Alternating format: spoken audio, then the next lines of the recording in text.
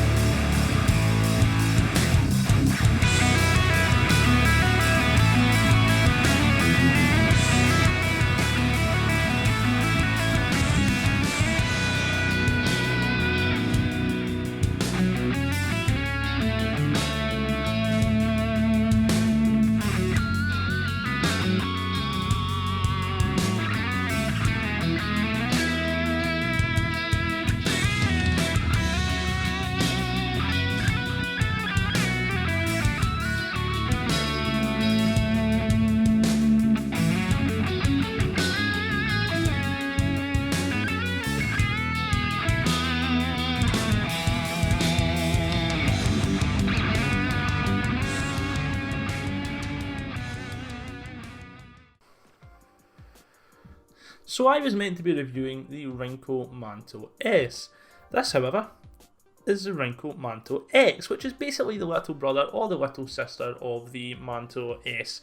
The X is a smaller version. It still supports up to 228 watts, and it does still take two 18650 batteries despite its size.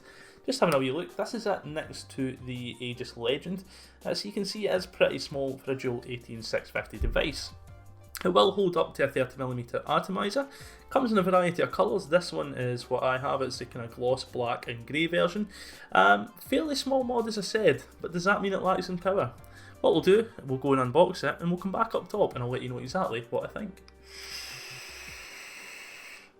So the packaging for the Rincoe Manto X, fairly simple, but quite a nice little box, to be fair. On the top here you have Rincoe Manto X, 228 watts down the side there, this kind of black and yellow theme, and on the front you'll also have a picture of the mod itself. Up the top here there's a wee sticker that says grey, and that's because this is grey, and you also get various other colours which we'll go into a wee bit further on. On this side we have Manto X 228 watts, on this side we have Rincoe, and on this side, let's bring it up and see if there's anything we can take the piss out of. So not really, but it is approved by Ross and there's recycled stuff in it, so yeah, excellent. And on this side again, we have www.rincoe.com. So in the box you will receive the following items: a Rincoe warranty card, a handy little user manual with all the information you're going to need about the mod within it. And props to Rincoe for this one because they've included a battery safety card, always nice to see within the boxes. Information about the other Mantos, you've got the inbuilt battery one, the kind of taller dual battery one, and then there's some information about pods on the back of that because there's not enough pods in the world. And then you have the Rincoe seal of approval, kind of proper good quality shit. This is a wee square card diamondy thing.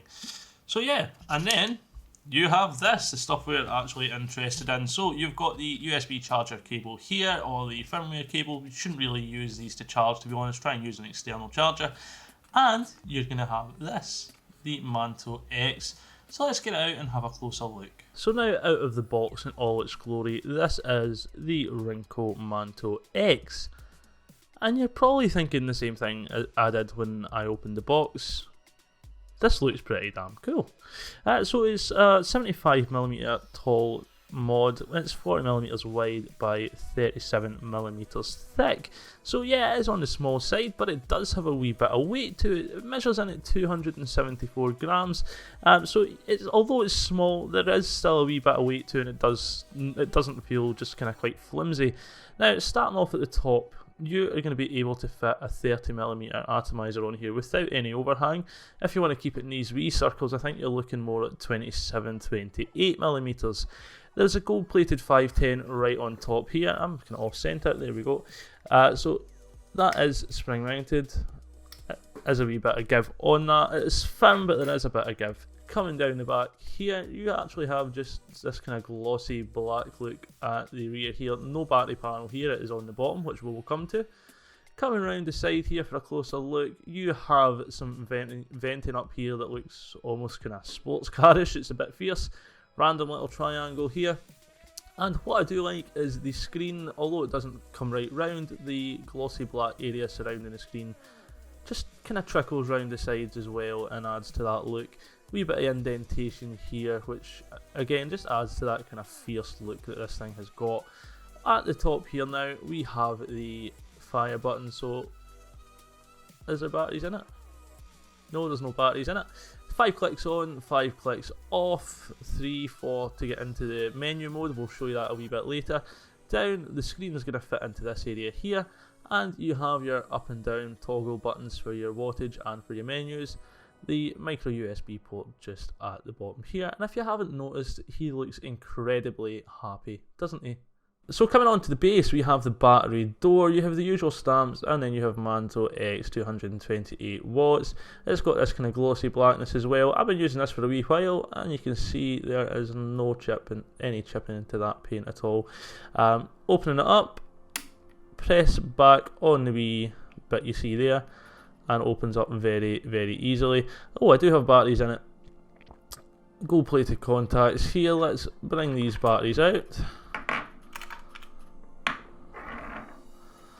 And have a wee look just deeper in there. You can see plus and minus signs there, so you know which way you're putting your batteries in.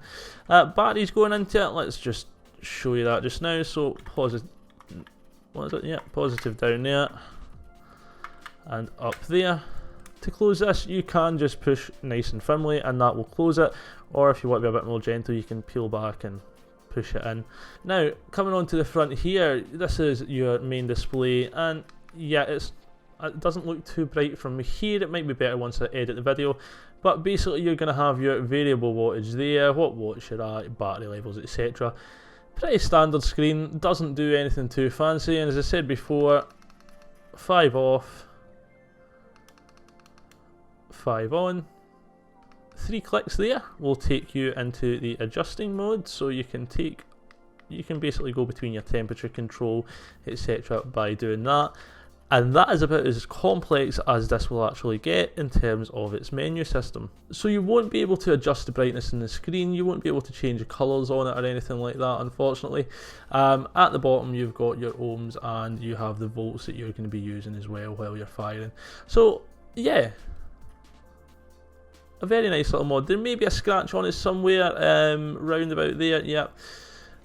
Or maybe not, yeah, there it is, just by my finger there. I dropped this out the car. I can't fault Rincoe for me being an absolute idiot, but you may notice there's a few fingerprints on it, but for a mod with lots of black gloss on it, there's not really that many fingerprints. So let's go back up top, we'll get something onto this and we'll let you know what I think about it. So welcome back up top, we're having a look at the Rincoe Manto X. Now, we'll start off with the pros for this tank, and my own personal pros for it. The first one is probably going to be how it actually came. Came out of the box looking really, really nice. No marks on it, no machining marks anywhere, nothing that was causing concern at all. The build quality on it as well, absolutely, the mic's actually here, absolutely no rattles in there whatsoever. It's absolutely solid. It does have batteries in it at the moment, and there's no rattling with the battery door, there's no rattling with the batteries in there either. Aesthetically, I think it looks pretty fierce. Robot's dick might want to focus in here, but yeah, I think it looks almost a bit kind of sporty, a bit fierce looking and pretty stylish, and I love this accidental wee face there. So yeah, in general, when you open that box, I was pretty taken back by just how good this looked, how aesthetically pleasing it is, and I really like that aspect of this mod.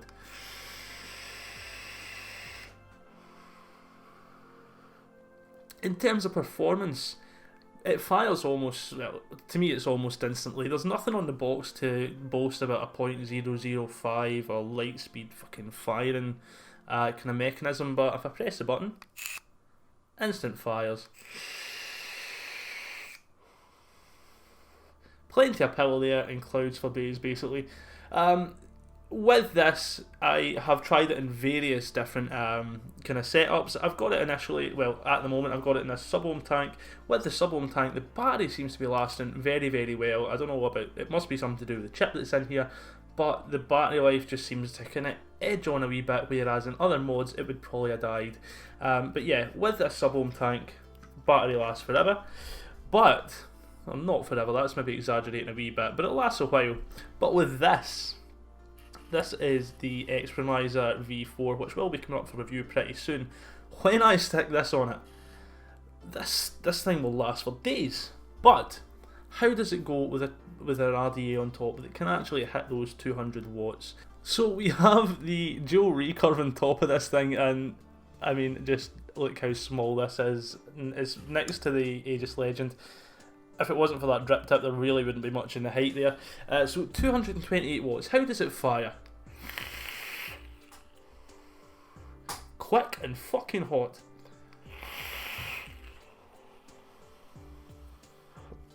When you see this tiny little thing, you do not expect it to be able to produce the power that it does. Absolutely fantastic.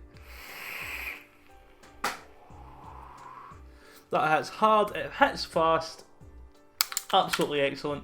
I don't know why I'm taking the batteries out. Let's put them back in. I'm actually trying to take off the dual recurve. We'll pop back this. This is a Falcon King. This is what I've had on it most of the time, and I really like using with it. So yeah, 228 watts. It does. I don't know if it fires exactly there. I don't have the kind of whole DG-LSB thing to check that out, but it fires hot enough. If you're hitting 200 odd watts, why are you using this? Go and get a mech or get something that's big and has maybe 4 batteries like a Titan or something rather than a dual battery mod. I don't really know why you would want a dual battery at 200 watts. You're going to go through batteries pretty much like hell. I really like the vents at the top here as well. As I said before, it gives it that sporty look, but also, you know, a wee bit of vent as well is always handy. The battery door comes off really easily, or opens really easily, closes really easily as well.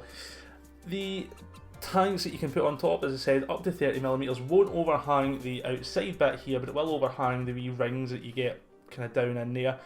But I mean, you're not going to see them anyway once you've got that 30mm array on. The back piece as well is solid. There's not a battery door here at all. There's nothing that comes off, and I like that as well. It's one less thing just to rattle, basically. So yeah, in general, plenty of pros for this, really liking it. But moving on to the cons. So the first con that I'm going to show you, now that we have it at 228 watts, is when you actually try and turn this up and down. The left side, in any mode I've used, puts it down. The right side puts it up. But look here, trying to turn it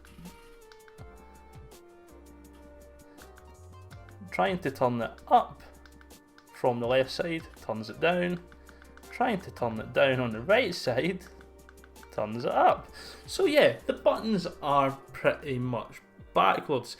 Another con I would probably want to speak about is the tank that's supposed to come with this. Now, I didn't buy the tank because reviews for it have been pretty average, to be honest. So the tank that comes with it, I would probably just give it a miss, to be honest. The screen as well, the screen is a wee bit dull. If you watch the build cam, I know sometimes people just skip to the looking for the opinion bit, and that's fair enough. But if you go to the build cam, you'll see, I think there's no batteries in it at one point. I couldn't see the screen had turned on, whereas on the camera you can see it's turned on. So yeah, the screen is a bit on the dull side for me. It's a bit boring as well. There's nothing fancy happening with it at all. There's no colour change options, nothing like that. It's just a bit dull and a wee bit grey. As well as that, you can't actually change what options you see here, so you can't see the amperage that you're at. You know, there's very little ability to do anything with the display. So it does make it a wee bit boring for 2019. However, that would not stop me buying this again.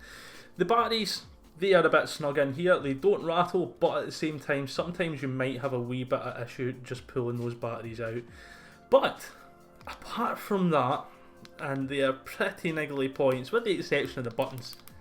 The buttons are a bit daft. That could have been picked up and sorted before it was released. Yeah, but apart from that, there's not an awful lot of downsides to this. The buttons don't click. They click, but they don't feel cheap. They don't feel too plasticky, although they are some kind of plastic.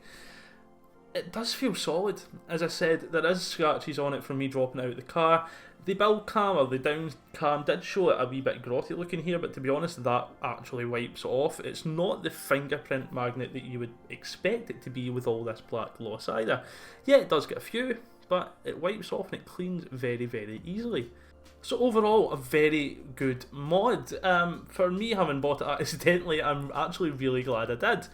I love the size of it. I love how it sits in the hand. I thought it was going to be too small for me. It's not. The intention was that I was going to send this back, but when I actually opened it up, I was glad that I'd done so and hadn't sent it back.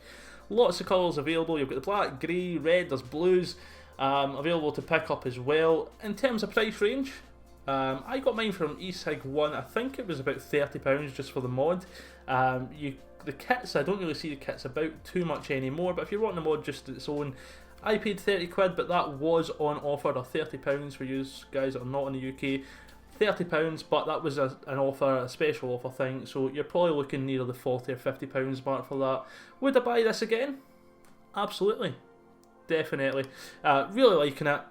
As I said before, I would recommend, if you're looking for a new Joe Barry 18650, that is a wee bit on the smaller side, I would certainly go for this, the Rincoe Manto X. So thank you very much for watching this review, guys. I have been Pud Puffs. Don't forget, please check out the VapeTube channel, vape-tube.com. And also, if you liked the video, leave a wee comment down below, hit that thumbs up button, and don't forget to subscribe to the channel. But yeah, thank you very much once again for watching.